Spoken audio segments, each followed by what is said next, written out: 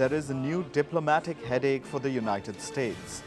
One of their soldiers is in North Korean custody. His name is Travis King. So, how did this happen? King was apparently touring the Joint Security Area. It's located in the 240-kilometer-long demilitarized zone. The DMZ has separated North and South Korea since the Korean War. So, this is basically no man's land, one of the world's most heavily fortified areas. But it is also a major tourist attraction. Tourist groups flock to see the DMZ every day. However, there are a tight set of rules. You must follow them. That's because the border spans only a couple of inches. If you're not careful, you may end up in North Korea, just like Donald Trump did in 2019. So, Travis King joined one such tour group in South Korea. He is an American serviceman. He has previously faced disciplinary action for assault. He has spent 50 days in a detention facility. In fact, he was held after fighting in Seoul. So, he was in South Korea, and he ended up taking this DMZ tour when he crossed over to the other side. He was reportedly laughing while he did it. Washington says he crossed over willfully and without authorization.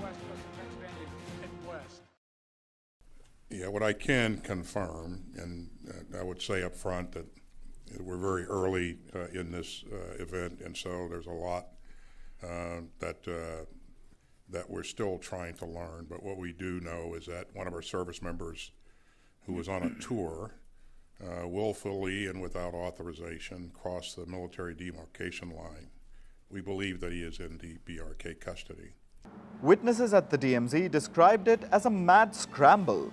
King running, soldiers chasing him. All of this happening in a blink of a second. It all happened pretty quickly. I probably only saw him running for like a few seconds, and that's all it would have taken to get across the border. And then, a couple of seconds after I saw him, that's when the soldiers shouted and started running after him. And then they told us to get in the building. So it was all a bit of a scramble, and it all happened very quickly. King is believed to be the first US soldier to cross into North Korea since 1982. The last most infamous case is US college student Otto Warmbier. He was detained in 2015. That's when he was touring North Korea. He later died in 2017 after his return to the United States in a coma. The US State Department has since banned Americans from traveling to North Korea. So why does this incident matter? Relations between North Korea and the US are at an all-time low. They were never really good, but things are particularly bad right now. The United States also does not have official diplomatic relations with North Korea. Instead, a Swedish embassy in Pyongyang acts as a liaison for the US.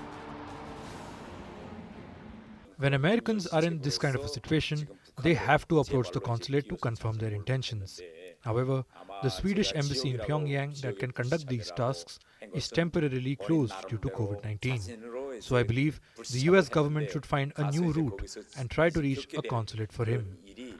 The incident comes at a crucial time.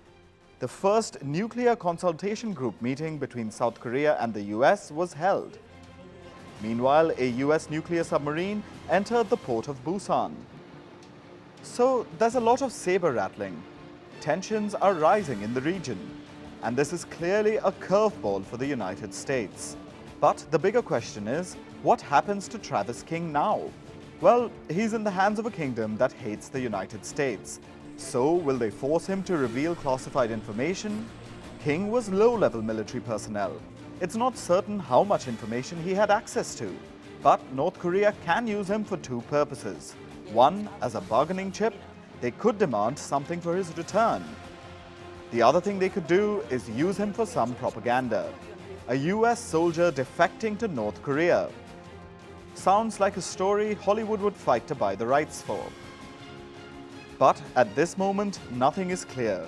No one knows why King did this, what his current situation is, and what North Korea could do next.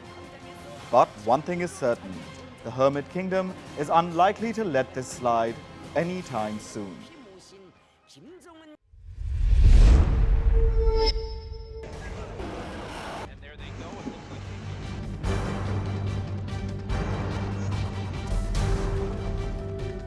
US and Russia are dangerously close to an armed conflict.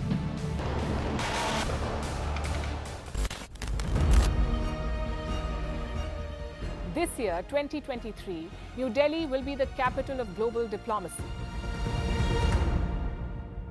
For a country as diverse as ours, with 88% of the population illiterate, it was a very big deal to write a constitution, and that too, the world's largest. Meanwhile, if we may, here's a Republic Day gift from India for the BBC. A list of suggestions for the BBC for their upcoming documentaries. Number 1, the Kohinoor and the colonial loot. Number 2, an outdated monarchy and unhealthy obsession with the royals. Number 3, racism in 2023. We're waiting.